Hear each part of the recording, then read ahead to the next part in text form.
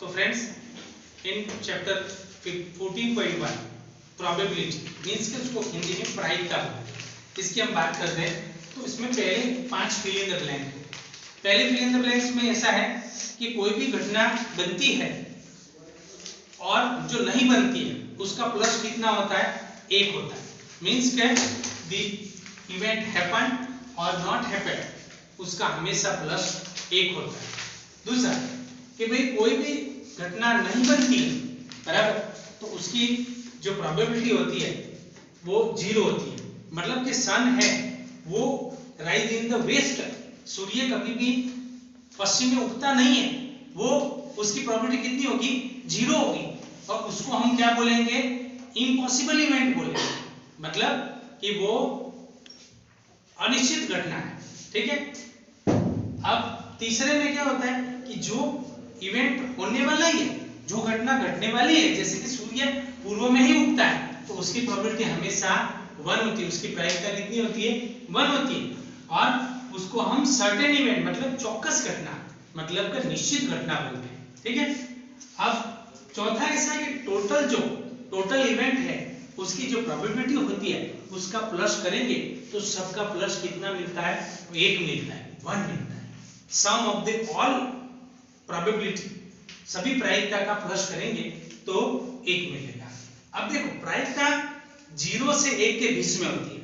कोई भी प्रोबेबिलिटी होती है, कोई भी इवेंट की प्रोबेबिलिटी 0 से 1 के बीच में होती है। मींस का 0 से कम नहीं होती है और 1 से ज्यादा नहीं होती है। मतलब 0 हो सकती है, 1 हो सकती है, पर 1 से ज्यादा नहीं हो सकती है, और एक 0 से कम, कभी माइनस में होगी नहीं। ठीक है। तो हम ऐसा, हमारा 4 नंबर का क्वेश्चन ऐसा ही है कि which of the following can not be an event. नीचे में से कौन सा इवेंट नहीं है, कौन सा नहीं है। तो देखो अभी हमने बात की थी कि ये 2/3 मतलब इसका आंसर 1 से कम आएगा, 1 से कम आएगा, ये हो सकता है। ये माइनस वाला नहीं हो सकता है। क्यों नहीं हो सकता है, अभी हमने बात की कि 0 से 1 के बीच में ही होता है, माइनस में कभी होता नहीं है। 15% हो सकता है, 60, 80, 90, 100% हो सकता है, और 101 हो सकता नहीं, 110% नहीं हो सकता है। ये 0 से 100 तक परसेंटेज हो सकते हैं, इसमें 0.99 तक हो सकता है बराबर, उससे ज्यादा नहीं हो सकता। ठीक है। तो फ्रेंड 5 नंबर का जो क्वेश्चन है उसमें इफ p equal to 0.05 है तो what is the probability of p not e। अब ये क्वेश्चन है एमसीक्यू में पूछते हैं कि यदि p e की प्रायिकता 0.05 हो तो p नहीं, उसकी प्रायिकता क्या होती है। तो तुमको पता है कि टोटल 1 होता है बराबर, पर अभी ये देखो डेसिमल के बाद 2 संख्या है तो 100 हमको क्या धारने का, 100 माना कि 100 है, 100 में से 5 गया तो कितना बचा, 95, 95 बचता है। तो 95 बचता है तो एक संख्या, ये देखो दशमलव के बाद 2 संख्या है, डेसिमल के बाद तो 2 संख्या छोड़ के डेसिमल लगा दो तो 0.95 हमारा आंसर आ जाएगा। ठीक है। तो इसको हम लिखेंगे कैसे, लिखेंगे तो यह लिखना है PE plus P not E equal to 1 होता है। अब PE हमको 0.05 दिया तो P नॉट E क्या होगा, तो ये उधर जाके माइनस हो जाएगा, ऐसा हो जाएगा। अब हमको अभी सपोज यहाँ डेसिमल के बाद 2 संख्या है तो इसको हम 100 लेंगे, 100 में से 5 गया तो कितना बचेगा, 95। फिर यहाँ दशमलव के बाद 2 संख्या, 1 और 2 छोड़ के डेसिमल लगा देगा। सपोज यहाँ पे हमारा एक नेक्स्ट क्वेश्चन है 7 नंबर वाला जो क्वेश्चन है ना वो ऐसा ही है, उसमें डेसिमल के बाद 3 संख्या है तो 1000 में से उसको माइनस करना है। 1000 में से 992 को माइनस करेंगे, 992 को तो 8 बचेगा तो 0.008 आंसर आ जाएगा। ठीक है। तो 7 नंबर का क्वेश्चन भी हम साथ में कर ही देते हैं कि अगर वो PE इसमें ऐसा दिया है कि ऐसी पॉसिबिलिटी है तो P नॉट E कितना होगा ये फाइंड करना है। तो हम क्या करेंगे, दोनों क्वेश्चन को इसलिए मैंने साथ में ले लिया 5 और 7 को, ताकि तुमको पता चले कि भाई PE इसमें ऐसा बोला है कि 3 लोग हैं, 3 लोग, उसमें 2 लोगों की बर्थडे ऐसा है कि 2 लोगों की बर्थडे सेम नहीं है, उसकी प्रोबेबिलिटी ये है, सेम नहीं है ने उसकी प्रोबेबिलिटी इतनी है। 3 लोग हैं उसमें 2 बच्चों की बर्थडे है, 2 चिल्ड्रन की बर्थडे है, सेम नहीं हो उसकी प्रोबेबिलिटी इतनी है। तो सेम हो उसकी कितनी होगी? तो हमको पता है कि सेम नहीं है उसकी प्रोबेबिलिटी इसमें दी हुआ है 0.092, तो सेम हो उसकी कितनी? तो हम क्या करेंगे, ये इसको 1 में से इसको माइनस करेंगे, बराबर। अब हमको पता है कि डेसिमल के बाद 3 संख्या है तो उसको 1000 लेना है। 1000 में से 992 गया तो कितना बचा? 8 बचता है। तो यहाँ पे डेसिमल के बाद 1 2 3, तो 1 2 और 3 फिर डेसिमल लगा देना। तो ये दो बच्चों की बर्थडे सेम नहीं आए, उसकी प्रोबेबिलिटी इतनी होगी, ठीक है। तो 6 क्वेश्चन के अंदर देखते हैं कि इसमें ऐसा बताया कि एक बॉक्स के अंदर सारी लेमन कलर की कैंडी है, मतलब नींबू के महक की सारी गोलियां हैं, कुल्फी है, कैंडी है, बराबर। अब मिलिनी नाम की एक लड़की है, उसके अंदर से वो कुल्फी निकालती है, बराबर। अब वो कुल्फी निकालती है और वो जो एन ऑरेंज फ्लेवर कैंडी हो उसकी प्रोबेबिलिटी क्या होगी? भाई अंदर तो सारी नींबू के फ्लेवर की थी, तो ऑरेंज की कहां से निकलेगी? तो ऑरेंज की निकलेगी, उसकी प्रोबेबिलिटी क्या होगी? 0 होगी। तो संतरे की महक की वाली गोली की प्रायिकता कितनी होगी? 0। 0 ऊपर नीचे तो एक ही कलर की है, तो हमारा आंसर क्या आएगा? 0। तो इसमें ऊपर क्या लिखना है कि भाई ये हमको लिखना है कि भाई संतरे की महक वाली गोली की संख्या, नीचे कुल गोलियों की संख्या। पर इसमें क्या टोटल कुल गोली तो दी नहीं, सारी की सारी 1 एक ही टाइप की है, इसलिए हम 1 लिखते हैं। अब इसको इंग्लिश में लिखना है तो द प्रोबेबिलिटी ऑफ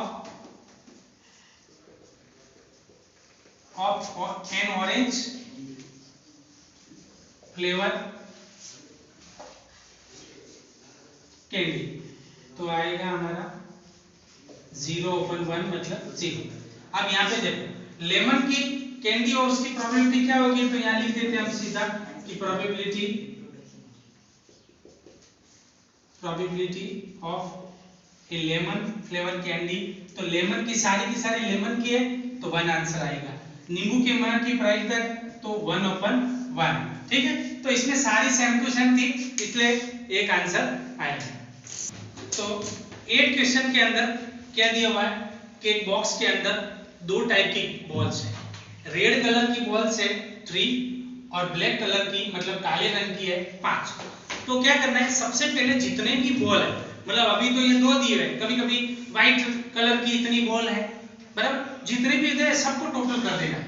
सबसे पहले हमको क्या करना है, सबका टोटल करना है। टोटल बॉल्स कितनी है वो टोटल कर दिया।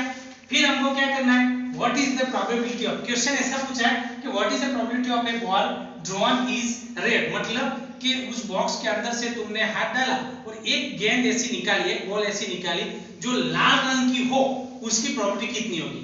तो लाल रंग की कितनी है, तो लाल रंग की 3 है और टोटल 8 है। अब यहाँ आपको लिखना है कि what is the probability of A ball drawn red, मतलब लाल रंग निकालने पर लाल रंग की होने की प्रायिकता क्या?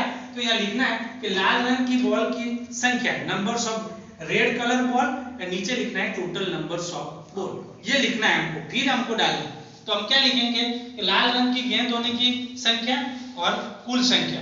तो लाल रंग 3 है, नीचे 8, ठीक है। दूसरा क्वेश्चन क्या पूछा कि लाल रंग न होने की प्रायिकता, मतलब नॉट ए रेड कलर, तो what is the probability of not a red colour? Red colour नहीं है, तो रेड कलर नहीं हो तो कौन सा कलर होगा? ब्लैक कलर ही होगा। अगर तुमने कोई बॉल निकाला वो लाल कलर की नहीं है तो कौन से कलर की होगी? ब्लैक कलर की होगी। तो ब्लैक कलर की होने की प्रोबेबिलिटी कितनी है? तो ब्लैक कलर 5 है, तो 5/8। तो यहाँ लिखेंगे numbers of ball not a red colour open total numbers of ball, मतलब लाल रंग न होने की गेंद की संख्या और नीचे लिखेंगे टोटल गेंद की संख्या। ऐसा लिखने के बाद हमको सीधा वैल्यू रख देना, ठीक है। तो ये समझ में आ गया। अब हम आगे बात करते हैं। तो फ्रेंड्स 9 नंबर के जो क्वेश्चन के अंदर क्या लिखा है कि एक बॉक्स है, उसमें 3 टाइप्स के मार्बल है। रेड कलर के मार्बल है 5, व्हाइट कलर के 8 हैं और ग्रीन कलर के 4 है।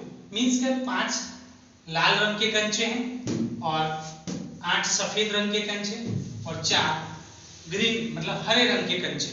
तो सबसे पहला क्या करना है, सबको टोटल कर देना है। ये काम सबसे पहले ऐसे लिख के टोटल लिख देना है।